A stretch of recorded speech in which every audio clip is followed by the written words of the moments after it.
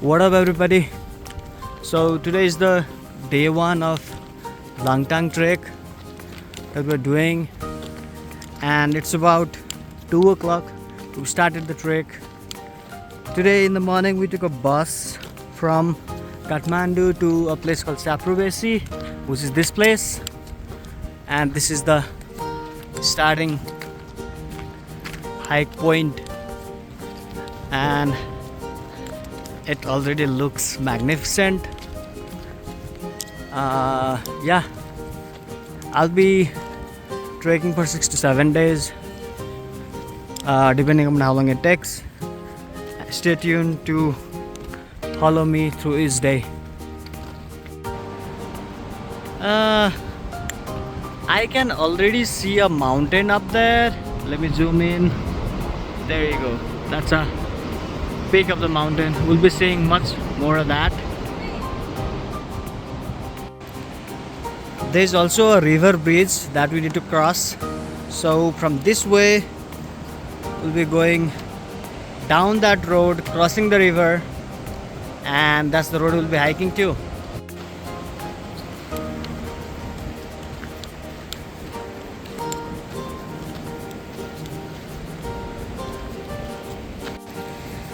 This is the bridge that I was referring to, and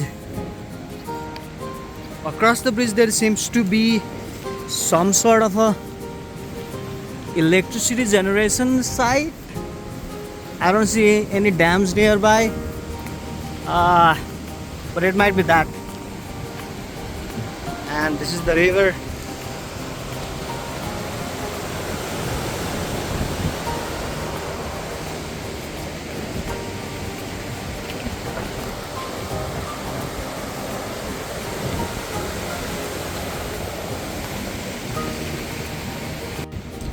Yeah, so this is the electricity generation site, and the dam for this is apparently an hour away from here, so we need to trek that long to reach there.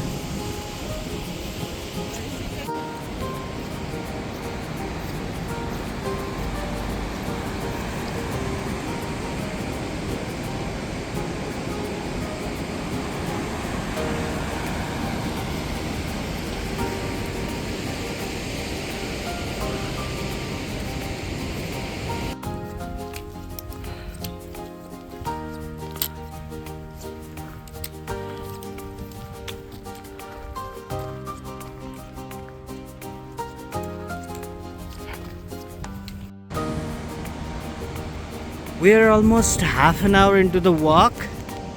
So that is the city that we, not city, it was the location we started from.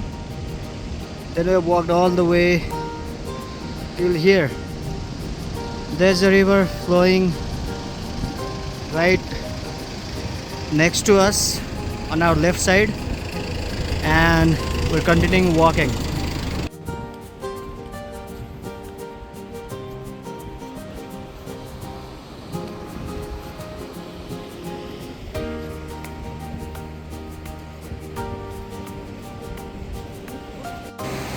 This is the river we saw a while back.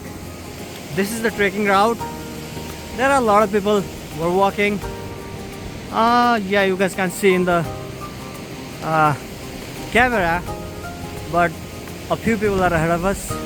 Some people are returning back, and this is the river. The water color is blue. I think this is some sort of glacial river. The mountains must be melting and fueling this river's water. All right.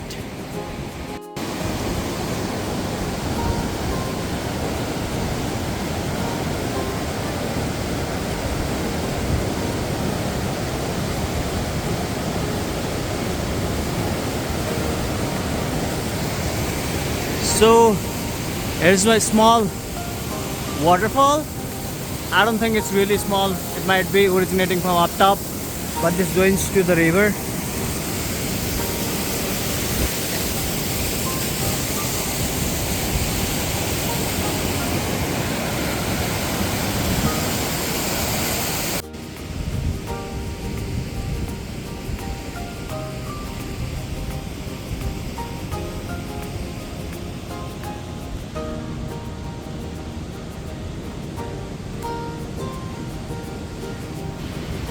we're starting to get the first glimpse of, well, technically not the first, but closer and clearer look at the mountains.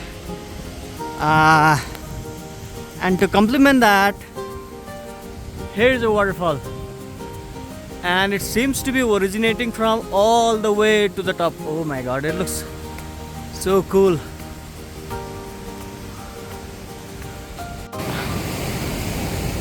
The mountains are getting closer. It's right there. And this is the under construction site of the dam that was, whose building was down, all the way down. So it's been 1 hour, about 1 hour that we walked, and now I'm approaching a point from which it's a steep ascent, and I'll be climbing up to our destination for the day. This is the dam. I'm not sure if you guys can hear me because there's a lot of sound that's coming out of this, but this is the dam that's under construction. This is where we walk up. That was the side. This is the narrow road that we need to follow, and this is where the real trek begins. You know it because the trail is narrower and it's straight up. I'm assuming that we'll be ascending the mountain that is hidden by this one. It should be visible in right about now. So this is probably the mountain that we'll be ascending to, and from what I've heard, it's about 2 to 3 hours of walk still to reach our destination for the day. There is one more stream right here. All of these streams eventually join the main water source that was on the main river that I showed you a couple of minutes back. This is amazing. There are big boulders and water is passing right through that. Looks cool. The trail looks somewhat like this now. It's kinda straight up, and you guys can notice me breathing faster to try and catch up my breath. It is what it is.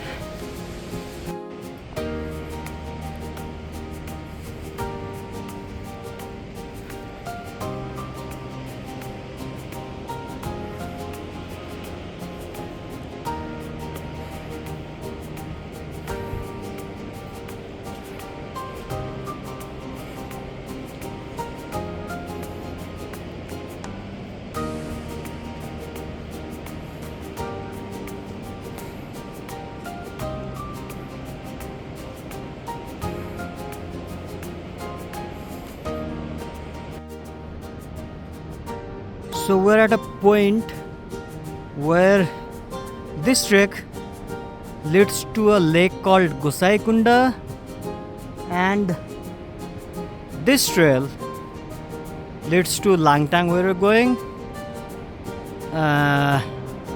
and this one, the one that I'm pointing at, this is where we came from. This is Gosaikunda and this is Langtang. It's not always up, so once you go up you need to go down and then go up again. You'll find some places that are just plain, neither up nor down, but yeah, this is pretty much the loop where you go up, you go down, you go up, you go down, and you reach your destination. There's this one place that's coming up that's likely a place to rest up and drink something or have snacks. I doubt if it's our destination, but we'll find out soon enough. Oh, looks like there's a hot spring there. It's December and it's pretty cold. Hot spring would be good, but I'm not entirely sure if it actually is a hot spring. It could be. I could go and check it, but I'm not feeling like it. I'll just let it be and take whatever's written there as it is, and I'm assuming it's a hot spring. And this is the same river that I showed you guys a while back, and the place that I showed you, it's not our destination. It looks like it's still about 2 hours of walk from here. We're into 2 hours from our starting point. We've got Syphru Besi.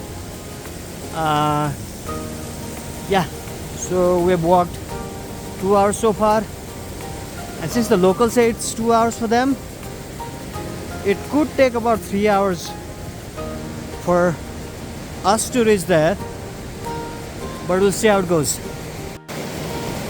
So I couldn't stop myself from checking the temperature of the water.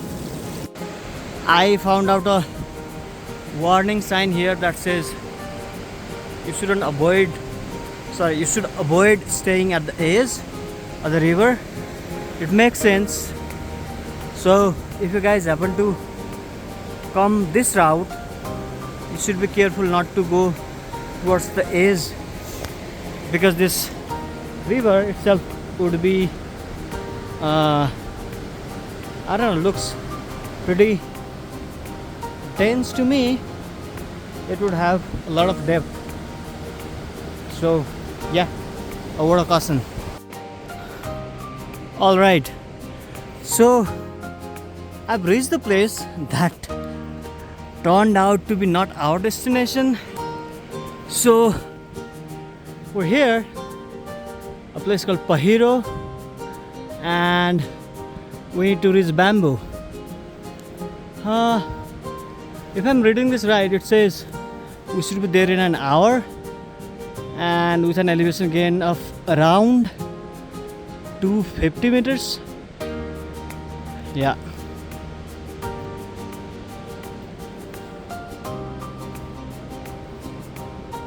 Yeah, we could stay here as well, but we are feeling a bit ambitious today, so we'll try to make it to Bamboo. Alright. But yeah, this place also offers great accommodation. So I talked to one of the locals here, and this place is called Pahiro, that translates to our language as landslide. I don't know why someone would name a place as landslide. So I talked to a local here, and based on what she said, it's named by foreigners because yeah, that's how they did it, but its original name in Tibetan language is Yak Kharka, and it has multiple other names. Yeah, so the name Yak Kharka, so that essentially means a place where yaks graze. So that's, oh damn, I think I see wild honey. Oh damn, it is one of those honeys that gives hallucinogenic effects. Let me reach nearer so that I can show you guys. It's right there. Oh, so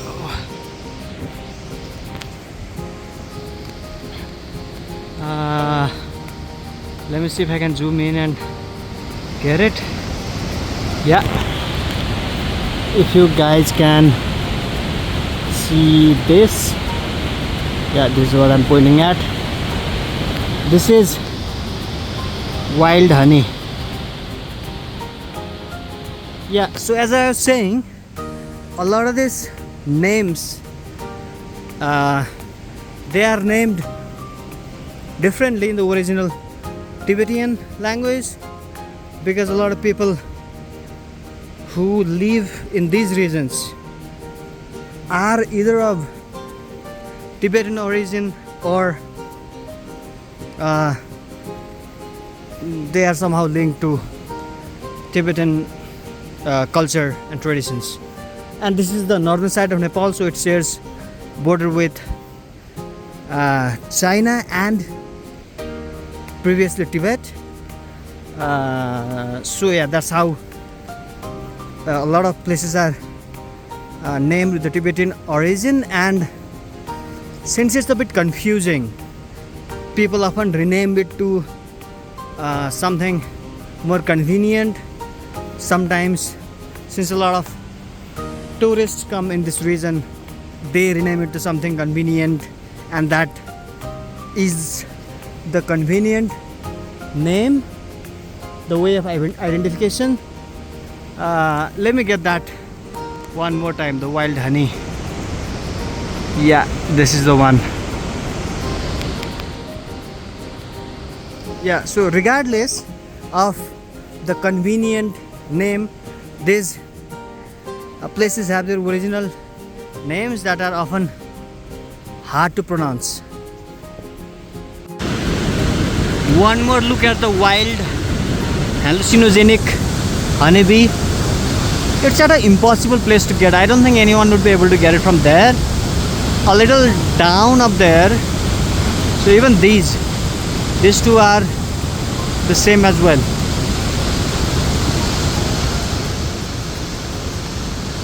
Yeah, this is the zoomed out view. There is a river. I can't really show it, but this is the one. It's, yeah, there's a river between the boulder and this. We are approaching the end of the day. It's starting to get slightly darker. But yeah, I think we are close to our destination as well, maybe half an hour or so. We should be there in half an hour.